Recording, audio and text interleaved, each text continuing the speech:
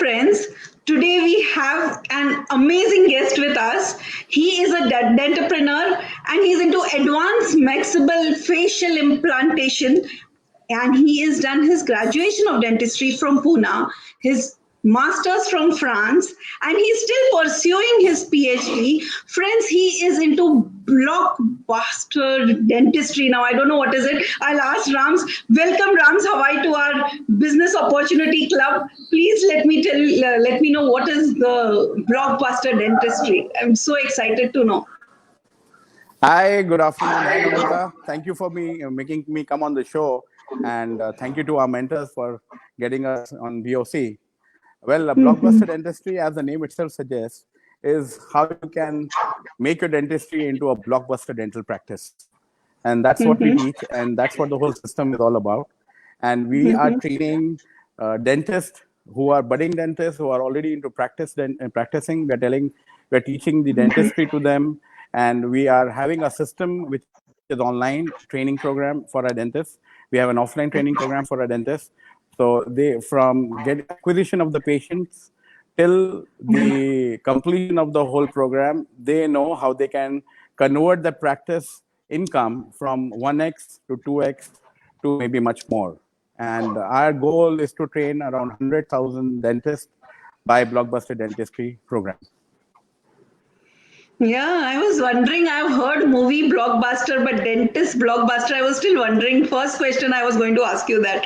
Okay, Ram. So, what? Like, you are a 17 generation businessman and you have an entrepreneur family background. What got you into dentistry? Like, why didn't you just go into your family business?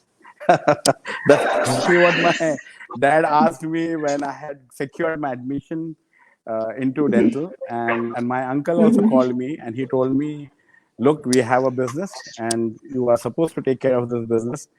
Go into commerce. The story behind getting into dentistry is because my mom, she was a master in pathology. She was a pathologist and she always wanted me to pursue medicine. When I didn't get my admission for MBBS, which I lost it by 1 mark, I was more than happy because I was getting something again into medicine, but something less hard work. This is what I thought it was, but it was not.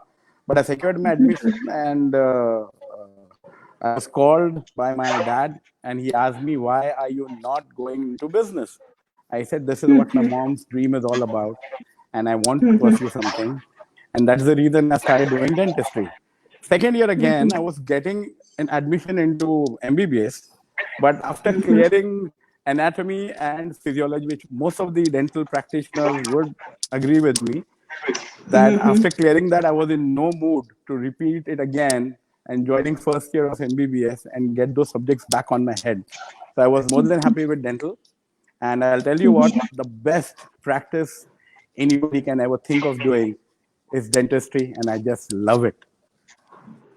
Seriously, Rams, because recently I was very fearful, like because we are in the lockdown. I'm asking you this question.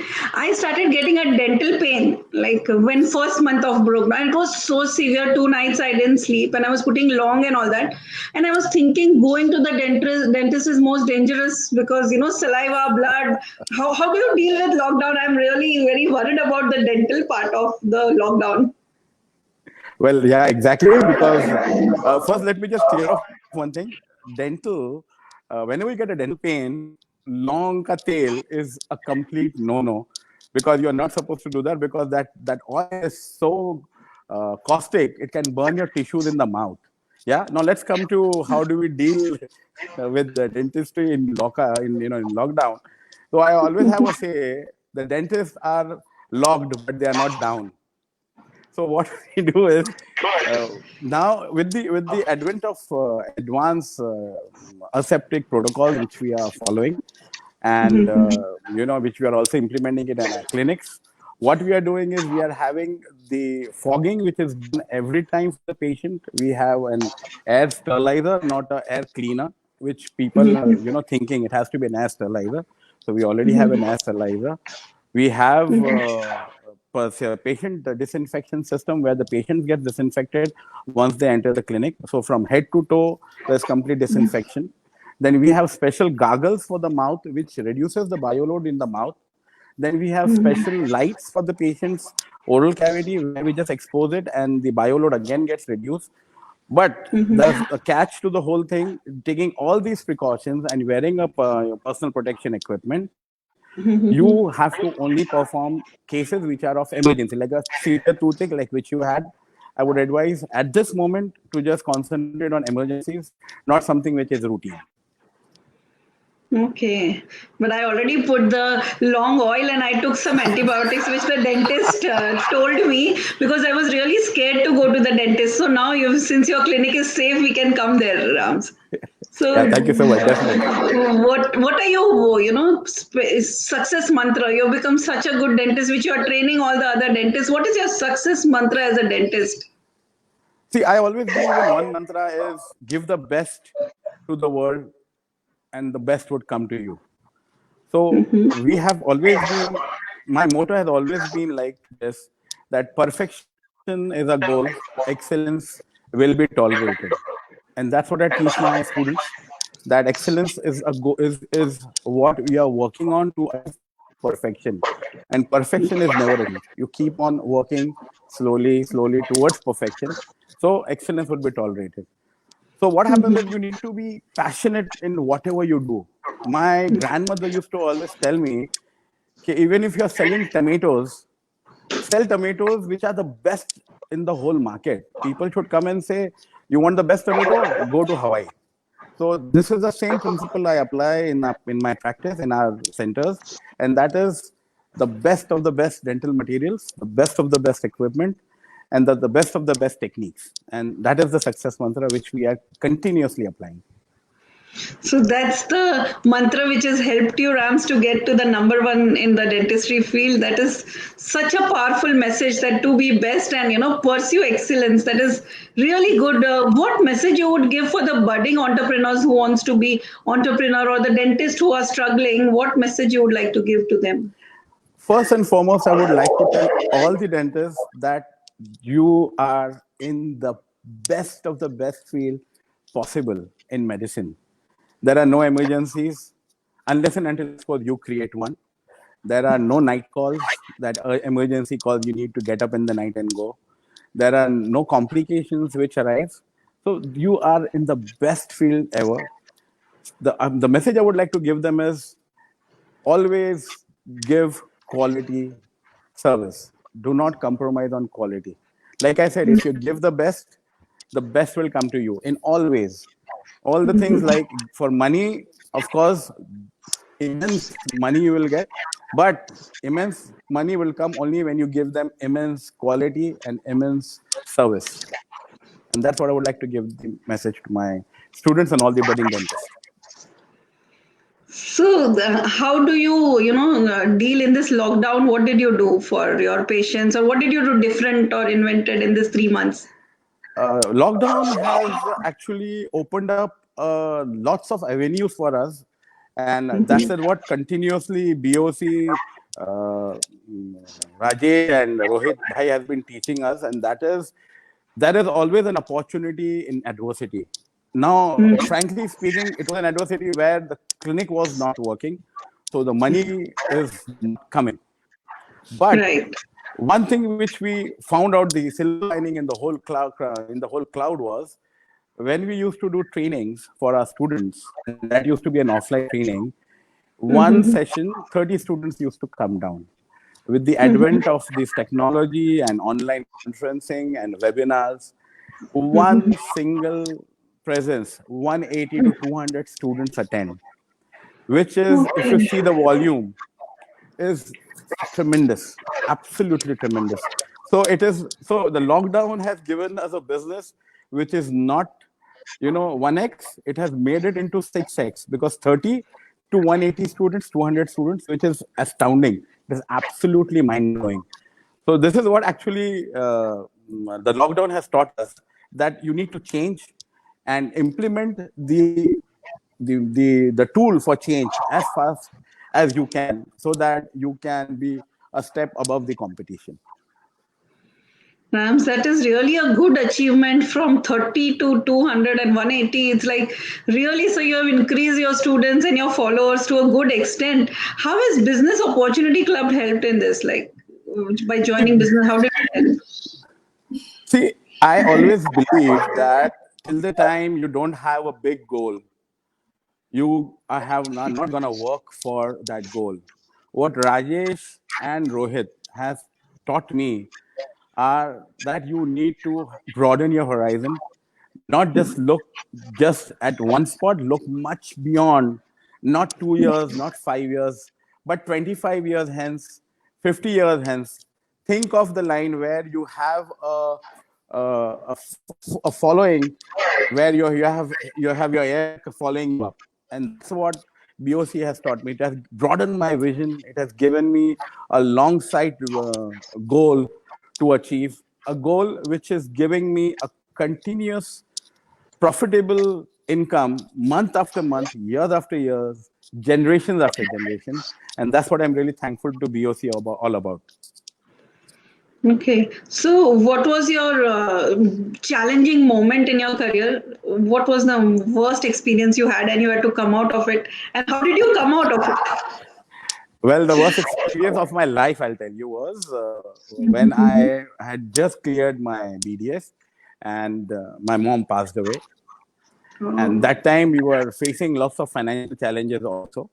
Uh, my grandmother called me and she told me, Beta, there's one thing which you need to understand, that if you are not going to get up and if you're going to just keep on lying down, you will be lying down forever. So you need to get over this adversity, need to take out ways and be positive, and you will definitely come out of it. And that's what exactly she helped me do. And because she was my pillar, my mom was my pillar, and this is how my grandmother slowly guided me. And I was lucky. I'll be telling you, I had mentor like my grandmother in my life. I had mentor like my professor, Professor Manuel Shanawaz. He has been my pillar of strength in dentistry, in maxillofacial reconstruction, implantology, and now my mentors are Rajesh and Rohit. So you can understand how lucky I am to have mentors like all these in the line. And I thank my stars and I thank the Almighty for giving me such mentors. What was your greatest takeaway from Rohit? What did Rohit teach you in life? See, Rohit is family. But when it comes to teaching, Rohit is a very hard taskmaster. So he has taught me that when you have decided and you have voiced your goal, then there's no going back on what you have committed. And then continuously striving to achieve these goals, no matter what adversities or what difficulties or what challenges you face. So he taught me one very simple thing. If you have a challenge and the more closer you get it to your eye towards you, you cannot see the world, but you keep the challenge away, then you can see the solutions. And that's what keeps on driving me all the time, what Rohit has always taught me. That's a wonderful message, Rams. That's really nice. Rohit is here with us. He's telling you are what you do repeatedly, then excellence is not an act, but it becomes a habit. So that's what the message Rohit is given. Thank you, Rohit. Okay, there's a question from our chief mentor, Agnalo Rajesh. He's asking you, Rams, what inspires you and what gives you confidence in doing what you are doing? So, My goals inspire me. The practice which I am doing, I am absolutely passionate about dentistry. If somebody asks me what I want to be in life after this again, I want to be a dentist only. I don't want it to be anything else. I want to lead the same life and I want to have the same mentors as Rohit and Rajesh. And that's what okay. inspires me to keep on going for the excellence and perfection. That is something, Rams, which is inspiration for so many dentists because they feel I am in dentistry because, like you, one mark के लिए I could not get into MBBS. They have that regrets and guilt के थोड़ा सा ज़्यादा मेहनत किया होता तो. But when you are saying that you are much better being a dentist, thank God you didn't take an MBBS. That gives so much help to the dentists. So, what do you like to tell your fellow dentists who are dentists there and what you would like to tell them that good they didn't get into MBBS, there are no emergencies? Absolutely. Dentistry, I'll tell you what, my wife, she's a dentist. My daughter, she's doing her BDS final year. My son, he is an aspiring dentist. You can understand it's a family of dentists. I would never want my family to be into dentistry if I wouldn't want to be a dentist. So you can understand dentistry is the ultimate field anybody can ever think of in being. Because, good money, good practice, good social life, and good time for yourself and your family. So nothing like being a dentist. And if you ask me, if I have to rate accordingly the professions, I'll always rate dentistry as first, then MBBS, then rest of the other stuff which is happening. So if somebody says I want to be a dentist, I said please go ahead. There is no competition unless you create one for yourself. So there are no competition in dentistry. Just understand this is the best field. Be ready to give the best, and at the end, the best will definitely come to you. That's for sure. Rams, you have really changed our mindset completely. Now, people, the way they are going to the Dean College in MBBS just to be MBBS, they will think about it that parents will also get a message that it's okay to go into dentistry. What is your next 5 years vision? What are you planning to do now in next 5 years? What is your plan and dream? See, I'll tell you, the BOC has given me a vision which is absolutely huge. Huge in a sense where I was thinking of training 4,000 students, 5,000 students. Now I'm talking about training 100,000 students, which was absolutely possible before joining BOC. I couldn't have even imagined. Where we can have, with this kind of a vision, we can have multiple centers working all around the world, not only in India. We can have dentists who are trained under the best system, that's the blockbuster dentistry system, to do the best, to excel in the field, and apply the same principles on the patients in terms of doing the best of the best dental treatment, and of course, in the best of the best recovery for revenue. So there is a system which is an online training system, and this system is, structured in such a manner that it is independent of any person. It is independent of me. It is independent of anybody else. The system is there. The system will work on its own. And to think about the system, to how to put it into action, I had to, really been pushed and kicked, actually kicked by my mentors, which they were really behind my back, that you should do something different. And then they broadened my horizon, telling me, you have the potential of doing it, and they believe in me. And that's what got me going.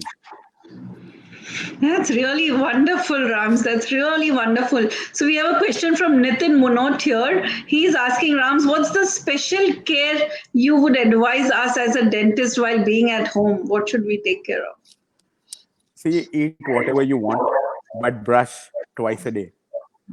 And floss. If you are a voracious non-vegetarian, floss your teeth regularly and brush twice. If you are brushing twice, that's more than enough to take. And morning after you get up, and evening before you go to bed, which is very, very important. So these simple things, and I think you should not land up with any dental problem. So there's two things. What is the reason of brushing twice? Because most of the people say ek bar kiya. Can you explain why we have to brush at night also in the morning also? See, morning, because naturally you need to feel fresh. You have lots of salivary proteins which come and accumulate on your teeth, on your gums, that need to clean up because your mouth is complete not working. Now, again, the whole day your mouth is working. You're eating. You are having water. You are having milk. You are having coffee. You are having tea. And all these, they form a layer on your teeth and in between your teeth and in between your gums. Now that, if it is not clean, can you imagine, for example, you're walking in mud and you come back home and you're not washing your feet and going to bed. Would you do that?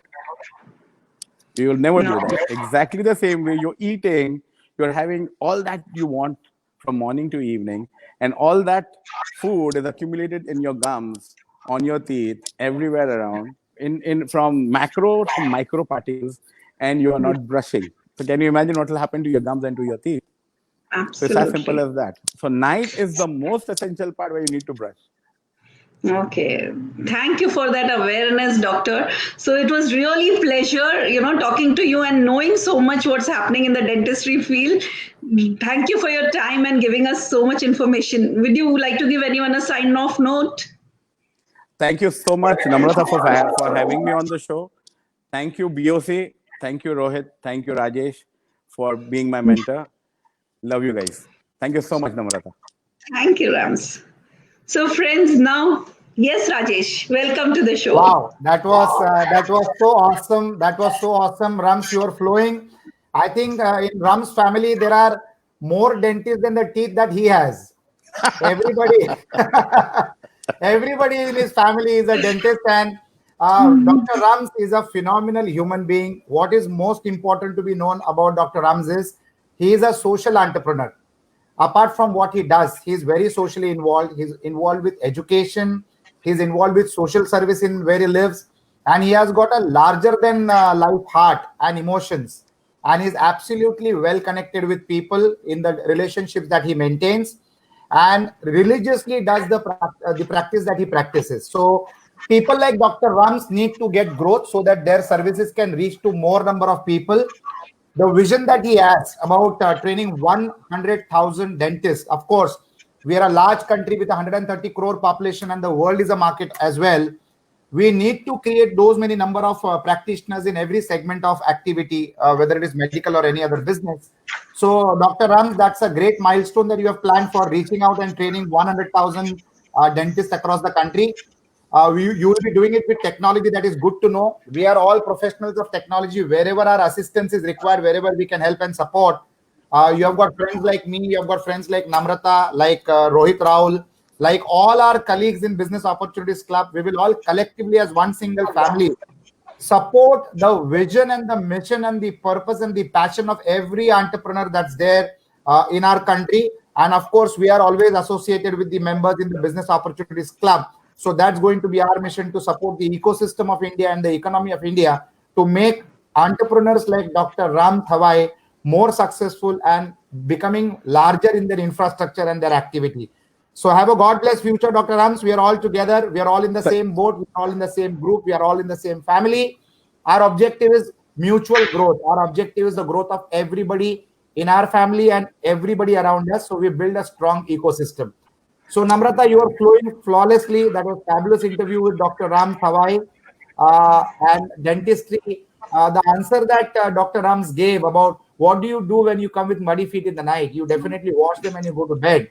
So that's the very strong reason of why you should brush before you go into bed. I'm sure when your mouth is fresh, you'll also have dreams in the night. So that was a good take on your side. Dr. Rajesh Doshi had a question to you, but we ran out of time. So the next person on the platform is Chaitali Mehta, again a very successful entrepreneur from Business Opportunities Club. Chaitali Mehta is a very successful entrepreneur. She is in a business which is generally dominated by the men. That's what is understood by people. She's also known as the helicopter lady in the logistics industry. She's a renowned name in the logistics industry. And today we have really realized the importance of logistics purely because of the pandemic impact that we have got for the last 3.5, 4 months, that we are immobilized. Our movements are immobilized, but the materials always reached every household. That was purely because of the efficient logistics systems that are there in place. Chaitali Mehta is one proud member of the sector, doing very good service in the sector of logistics. So I leave it to you, two ladies, two interesting, bright, brilliant ladies with a lot of positive energy and broad smiles, which goes beyond the screen that you are being able to see here. And let's have our next conversation between Chaitali Mehta and Namrata Thakkar. And we are going to enjoy the show. We are going to post our questions. I appeal all the viewers to participate in these kind of conversations. These are eye-openers. One small idea in a conversation can change decisions of your life, which can take it to a new direction, which will give you a better journey than what you have experienced till now in life. So thank you, Namrata, for this initiative that you have undertaken. God bless you in abundance. He has already blessed you, but let him keep blessing you more and more. Have a God bless you, everybody. Thank you to the audience for the support. And Chaitali Mehta, over to you and Namrata Thakkar. Thank you so much. Yes. Yes. Thank you, Rajesh ji. Yes. Very kind. Thank you. It gives me immense pleasure, Chaitali, to welcome you. Friends, she is India's first lady who is handling the aviation sector, and she's got the best airlines of our country as her clients. She's also a TED speaker, and she is a third generation, custom agent there. It's wonderful. So much I got to know and learn from Chaitali by having a conversation with her. Chaitali, welcome to the show. Thank you so much, Namrata. I've been looking forward to this for a while. So tell me, what is logistic industry? What is this cargo? And tell me something about this industry. Logistics is very big. It's as big as the ocean is and as big as the sky is, but there are a lot of different divisions and verticals in that. So Okay. everything from the hard gadi fellow to the truck transportation by road, by rail, by air, by sea, all of that becomes part of logistics. We have marine engineers, we'll have insurance. There is just, it's like a wide ocean and air combined together. It's like a separate universe.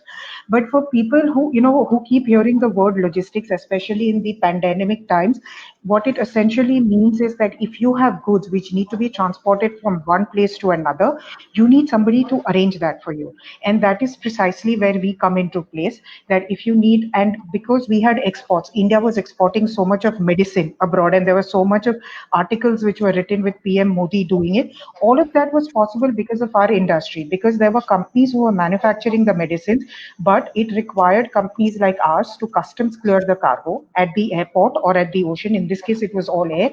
You needed airlines, you needed freight forwarders again to book space with the airline, and that is where we come in. So that is precisely what logistics is in simple layman's terms: moving cargo from the point of origin to the point of destination. So you have, supplies across the globe, right? So Yes, which we countries do you have. supply? Oh, we have clients who pretty much supply to three-fourths of the world. So we have goods which go to Area 1, which is America, North America, as well as to South America. We have goods which are going to Europe, to the Middle East, to Australasia. We have goods going to Africa. So Africa is a very big market for us because we deal with pharmaceuticals. So 50% of our products that we deal are pharma related, and the ancillaries, the raw materials and things like that. And from India, Africa is a very big market for them. Okay. So practically everything goes in the cargo, right? Everything like medicines and all. Oh, What yes. are the other essential? Besides pharmaceuticals, everything, whether you take clothes, you take ready-made garments, you take fabrics, you take shoes, you have food, you will have scrap, you have chemicals, you have electronics, engineering, machinery, capital goods, agro products. I mean, there is nothing on this earth which cannot go. So what can't go by the restriction in an aircraft because of the size and the dimensions and all will go by sea. And by ocean, again, if you can't go in container, then we have barges, we have break bulk vessels, you have the top deck, the lower deck, we have ro-ro vessels where your cars can go, buses, trucks. So, I mean, it's as wild as your imagination is. So you think Yeah, something I'm can just go. imagining and I'm thinking it's so difficult, Chaitali. So many items, so many destinations, and so many different places. How do you manage? It must be so difficult to keep the total inventories with you. How do you manage all that? Honestly, it's not easy. Yeah, it tends to get overwhelming when we have bad days at work, but we have a fantastic team. We have agents in about 300 countries in the world. We have good partners, we have good vendors, and for us, it's very important to have good to tie up with good partners and with good vendors because they, along with your team, turn out to be the backbone. Because you need to have somebody whom you can trust implicitly.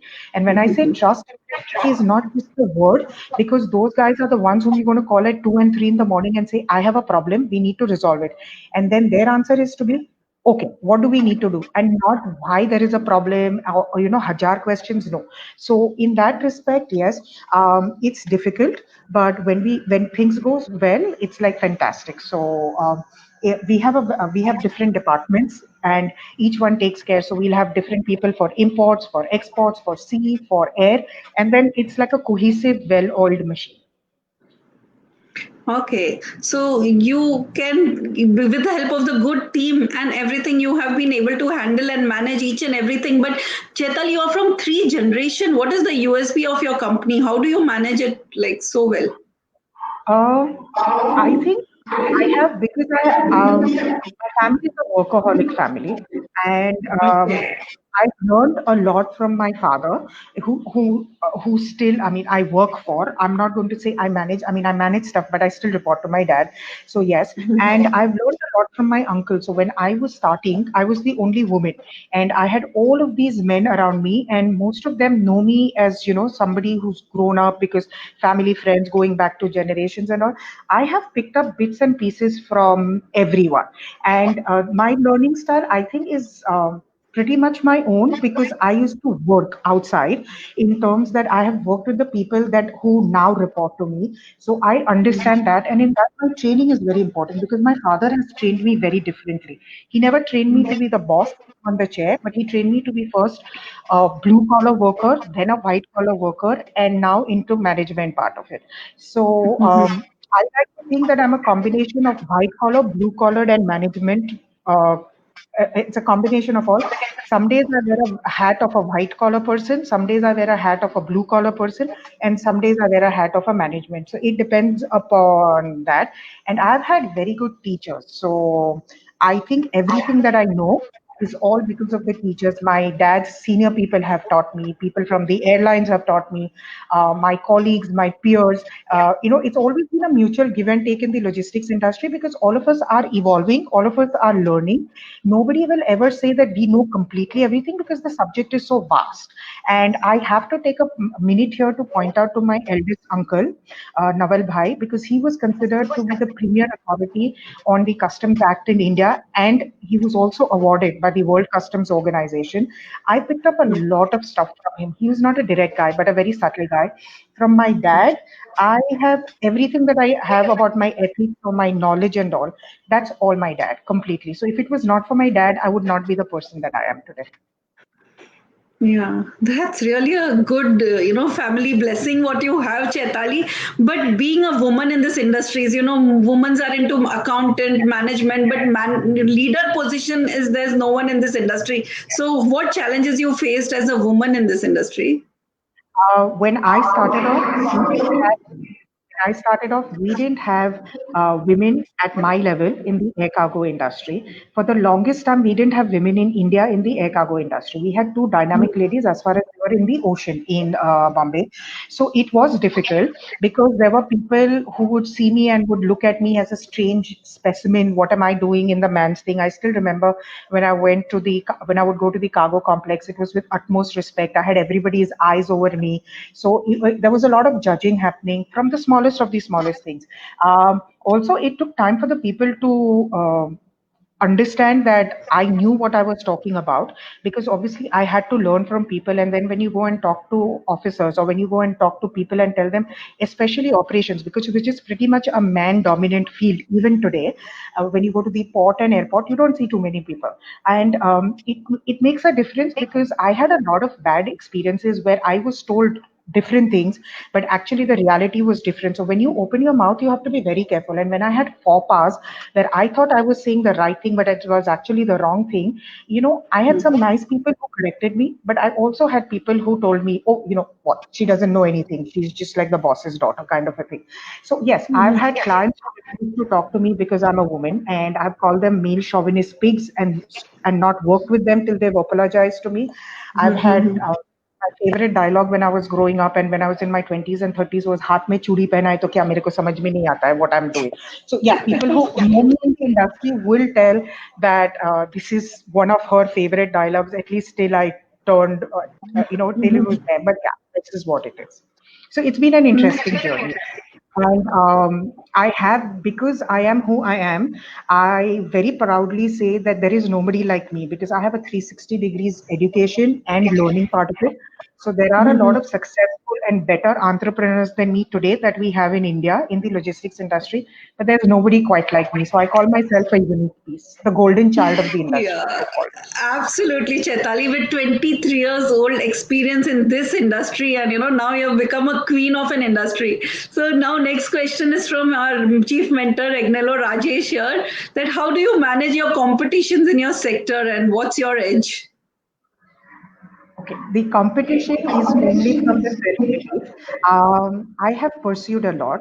Some of my biggest clients have come to me after 13 years of rejection, 16 years of rejection, 18 years of rejection, of constantly being told no, no, no, no, no. Because of the way I have grown up and the stuff that I've had to face, I have a very thick skin when it comes to people telling me no. Also, I'm very thick-headed. If I want something and I think that I'm going to be in a better position, my company is going to be in a better position to serve them, I don't really care if people tell me no. I'll find my own way of getting things going. I'm very blunt at what I say. So I'm not going to look at a person's wealth, or that he's the CEO of a 500 crore company, and talk to him differently as of what I would for somebody who's a crore of rupees. And that makes a difference, because I don't butter asses. I tell them exactly what is needs to be told. And because I'm very anal about being honest, it comes across. And then when people have problems, they will come back to us. So I'm pretty much called a problem solver. So the ones who've told me no will come back to me 5 years later, 10 years later, saying, Chaitali, can you do this? And I will say yes, because then you don't keep grudges in business relationships. So that's how we've got clients 13 years later, 15 years later, 18 years later. And we are a mid-sized company. I'm no competition to an MNC company, but I think our zeal and passion for what we do doesn't expire. And because of that, we have a cutting edge over everybody else. I would like to think so. Yeah, that's so amazing, Chaitali. Listening to you, I can feel the passion, your learnings, and that made you what you are today. To be so straight and blunt with this industry. Okay, next question is from Rajesh Doshi.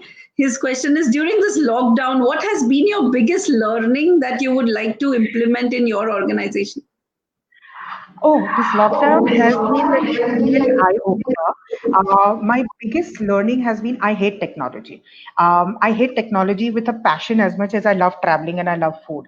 And I've had no other choice but to embrace the technology and put it down forth across, because somewhere I realized that my dispassion or my so-called feeling for technology was going down the line to the people, which had to change. So I have actually embraced technology with help of BOC in terms of getting used to it.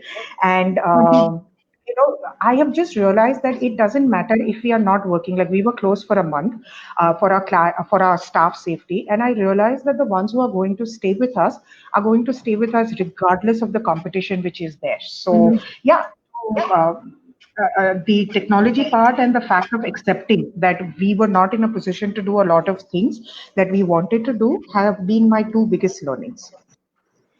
So you mentioned about BOC. How did BOC change your life? With apart from helping you for technology in the lockdown, what else were your learnings after joining BOC? I'm asked this question very often, and I repeatedly say that I live in this tiny little bubble, which is where I'm concerned with my logistics. I don't care what happens in the outside world as long as my ships are sailing, the airlines are operating, my cargo is coming and going, my clearances happen. To hell with what happens in the outside world. And I think I somewhere down the line, after being so long in this industry, I've become a little snobbish because I firmly believe that we are the spinal cord for the economy. So you take us away and you don't have global trade. And DOC has pricked that, and very nicely, I should say, which made me realize that we have an outside world. You have people who, if they read books is not a bad thing if it's on management and all. You have people who may not be in the same industry with you, or you may not be able to serve them, but they are still going to help you. And it's an amazing, amazing platform. And I personally don't believe in mentorship, but Rohit ji and Rajesh ji have somewhere broken that. Thought of mine or thinking of mine that it is not wrong to have a mentor. And every single day, with all the things that we do collectively as a BOC family, the questions and the sessions that we do, it has just opened up my knowledge so much. When I say technology, is not because I was technology geek, but the very fact that I'm talking to you, the number of live interviews that I have been part of in the last 4 months, I've never done in the last 40 years of my life, or rather the business life. And that's all because of BOC. And in general, they don't realize the impact that they have. And I'm very nerdy in a lot of ways. And it sounds, sometimes it sounds fake, but it is not really. Rohitji and Rajeshji just don't realize the impact that they have on people. And for me, it's like been brilliant. They've been my saviors in the lockdown. I was on autopilot, and I didn't really know because I was in a vacuum, and a bad vacuum, because we've never been shut down. There was so much of shit happening. I could not gather my thoughts, but them with their sessions every Wednesday have kept me sane. So it was like, I'm still, I can't say my thank you. It is a thought-provoking, Chaitali, and I see your wonderful answer in rapid fires also in BOC. That is amazing, which is every Sunday. So I'm looking forward for that also. Okay, now next question, Chaitali, for you is from Tanuja Rana. Tanuja Rane is asking how you manage the labor challenges for loading and unloading during the lockdown. That's a very big challenge, right? It is. I have to say we've had my team, my peers, they have been godsend. They helped us. We have the Varai people, we have the laborers at the CFSs and all. We've had to cajole them, we've had to coddle them, we've had to do everything. But with my peons, with my Varai people at my estate at Adarsh in Andheri, and with the laborers in all the different CFSs, everybody's put in hard effort to help us with the offloading, with the loading. I will not miss out on the crane fellows, the gantry fellows, the forklift guys. I mean, it's like a huge, it's like amazing. Those are the guys who never get recognition. Nobody even thinks of them. Nobody even thinks, how does the goddamn container go from land onto the ship, or how are you going to load your cargo onto the belly of the aircraft? Like when we climb up the aircraft on the aero bridge, we see the trolleys going back, but nobody will think that how are you going to put them into the aircraft? How does your luggage go in? It's all laborers who do that, either mechanical or electronic, but still there is somebody at the helm. So yeah, I'm extremely proud of my industry. Every single division, every single hierarchy that we have, from the smallest to the top to the highest that we have, because if it was not for all of them, people would not get what they were getting. It's such a vast work to do, Chaitali. I'm still thinking, how do you manage so much? It is. Ravi Solanki Multitasking. has a question. Yeah, yeah. What are you saying? Sorry. It's all about multitasking. I think our That's industry what. teaches you that if you can't multitask, you can't survive here, or you can't grow over here. You can exist, but you don't live. Multitasking, right? So now, next question from Ravi Salunke is that what are your views on customer management? Oh, customer management. We are only as good as the last shipment that we have cleared. So if we have buggered up, or if there is a mistake, the client is going to, if it's a small mistake, it's understandable. But if it's a big mistake and the client has been with us for years, they're going to think two times whether they want to give us the business or not. So for us, it's always trying to outbeat that last shipment, what we can do better. And the most important thing is problem solving, because people come to us for solving the problem. So we are like the psychiatrist of the industry. So we listen to their pain, and our job is to solve their problems for them. So yeah, I mean, I could talk for hours on what we do on customer Yeah, management and what we've done, but I know we are very short of time, and I tend to talk a lot. yeah, So yeah.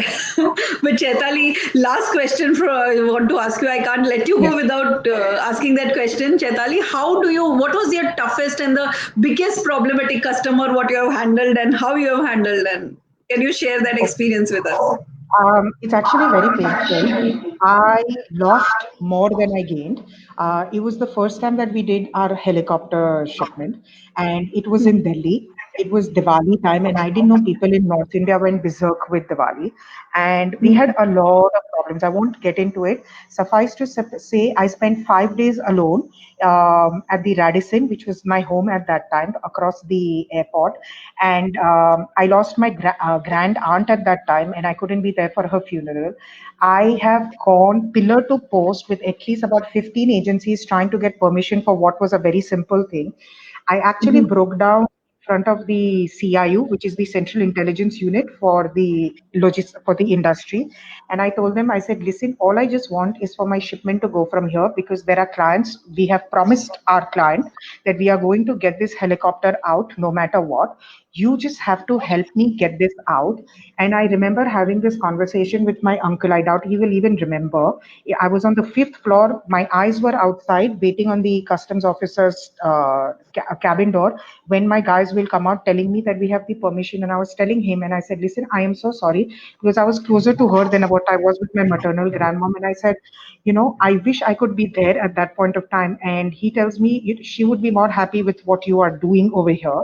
I have spent days listening to galis from every single person that is there, from the laborers to the crane operators to the forklift guys to the people at the airport, to have people call me at 1 o'clock in the night and say, Madam, aapko kya malum hai hum log kya karta hai? Do you know what Vishwakarma is? There are certain things I will take with me to my grave. I remember being in a place where there were no women around for kilometers together, an entire empty airport with me being alone. I remember breaking down in my room at 12 o'clock in the night and calling my dad and saying, I don't know what I'm doing over here, whether we're actually going to get out. Our agent in Singapore was so awesome. They said, Chaitali, you've taken it on. We know that you're going to do it. It doesn't matter. It's going to take time, but we trust you. And you've committed, so we know what you're going to do. It took 5 painful days, about 15 years back, I think. I don't enjoy Diwali anymore. I spend most of my Diwalis abroad. I hate wishing people Diwali. So for everybody who's watching this, I apologize to you for the first time that I don't ever wish you happy Diwali back again. But what I have gained is the helicopter lady in the industry, the tag. I don't know if it is worth the price that I've paid for it. But yes, today I'm the only woman, non-gender specified, where we handle the aviation business, where we broke a 40-year-old monopoly. And now when people think of helicopters, we are the first ones that they call. So if I have to do it, I think the losses are always going to be higher. But the gains, as I grow older, they seem not that bad. That's wonderful. The way you handled it, Chaitali, heads off to you. Thank you for giving us so much insight in the cargo industries and this aviation industry. We had no idea about all this. It was real pleasure talking to you. Thank you for your So much. time. Thank you so much. I should say you do an Bye. amazing job yourself. Thank you so much. Our pleasure. Thank you.